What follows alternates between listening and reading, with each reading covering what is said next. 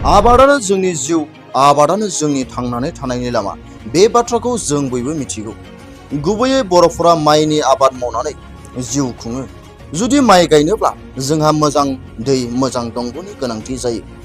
नाथाय जोंनि माखासे ओनसोलनि आबाद फोथारफोराव सम सम मोजां दै लाना फैग्रा दंग'फोरा नांगौबायदि दैफोरखौ लाना फैनो हाया जायो। जाहोना जाहैबाय नांगौबायदि दैनि लामाफोरखौ जावनानै लानो हाया गोरिब आबादारि रायजो राजाफोरा। बे जेंनाफोरा आगु समफोराव 14 नं चिरांदुवार बियाबनि सिङाव थानाय सुम्लि बान्दो मुंनि मोनसे बान्दोनि आबादारिफोरनाव नुजाथिबाय थादोंमोन।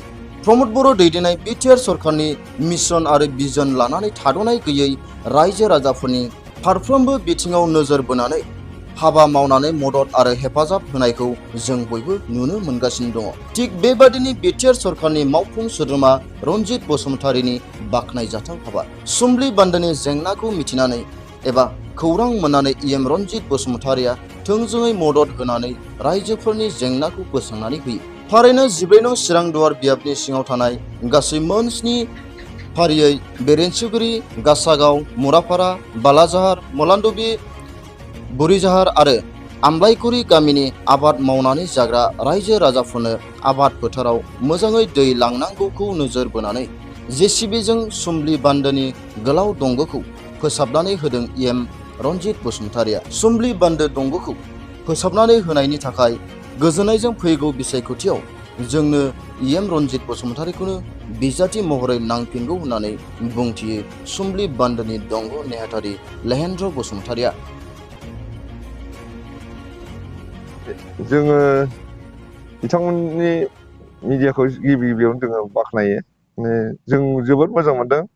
दिनै जोंहा जोबोद खस्थ' गेजेरजों जोङो बे जाम्फैखौ दंग'खौ जोङो जावनाङोमोन।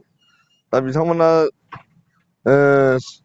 दिनै जों जेसिबि होनानै बिथांमोना जोंनि बे खस्थ'खौ जोबोद सहाय होदों। जों जोबोद मोजां मोनदों। आरो जोंहा बेजों बे जाम्फैनि दैजोंनो जोङो गायै फुयै जायो जोङो बोसोरै। आरो फैबाय थानाय समावबो जोंनि बे उननि थाखायबो बे जाम्फैया मोजाङैनो जासिगोन। ओरैनो 1200-1300 बिगा दं बे जाम्फैनि दैजों माइ गायग्रा मानसिफोरा, जोंनि हालुवाफ्रा। जों बिदिनो बोसोरै जावनाङो, जेरै खस्थ' सान्दुं अखा जों जावनाङो। देग्लायनि बोसोराव जोङो जोबोद रेहाय मोनबाय। बिथांमोनहा जोंखौ सहाय खालामबाय। सोरनि अननायाव बे रेहायखौ मोनदों? दा जोङो बुंनो हायो, दा जोंनि लकेल इएम बिथाङानो जोंनो बे 14 चिरांनि इएम बिथाङानो जोंखौ सहाय खालामदों। जोंनि लकेलनि बिथाङानो, जों लकेलनिखा रनजित बसुमतारी बिथाङानो जोंखौ दा सहाय खालामदों। जोङो जोबोद बाख्नायो बिथांखौ। आरो बेबायदिनो जोङो इयुनावबो जोङो मोनबावथों, जों मोनगोन होननानै मिजिं थियो। बेसेबां गोलाव जाथावथाव दंग'आ? ओरैनो बे दंग'आ 600 मिटारनि गेजेराव जागोन। 600 मिटारसिम जागोन। दा जोङो बे दंग'खौ जावजोबनो मोननानै जोङो जोबोद गोजोननाय मोनदों। बिथांमोनखौ साबायखर बावदों।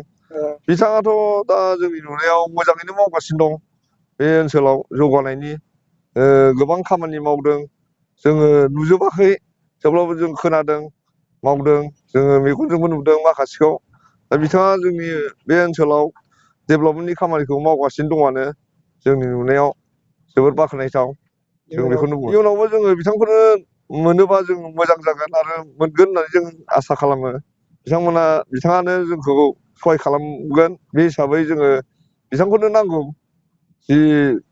जाय बिथाङा माने रायजो राजाखौ सहाय खालामो, बेखौनो जोंबो मिजिं थियो, बेखौनो आसा खालामो। जोंथ' होगोन, बिथांनोनो होगोन। जों सोरनोथो होबावनो।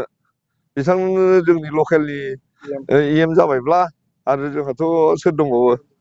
रनजित बसुमतारी बिथांनोनो जोङो फैबाय थानाय भटआवबो जोङो बेनोनो होजोबगोन, बे जाम्फैनि गेजेरजों।